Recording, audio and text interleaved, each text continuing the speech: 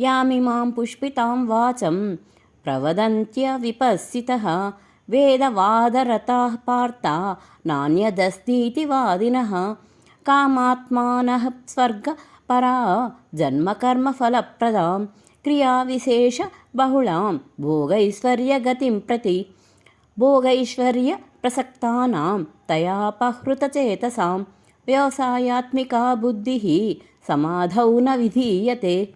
ఓ అర్జున, వివేకహీనులైన జనులు ప్రాపంచిక భోగములయందే తలమున్కలై విందురు.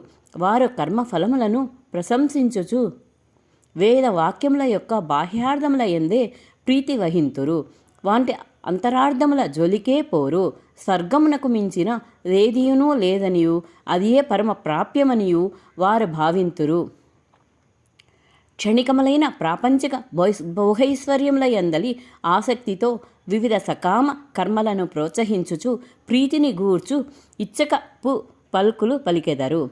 ఆ ఇచ్చకపు మాటల ఉచ్చులలో పడిన భోగైశ్వర్యాసక్తులైన అజ్ఞానుల బుద్ధులు భగవంతుడు లక్ష్యముగా గల సమాధి యందు స్థిరముగా ఉండవు.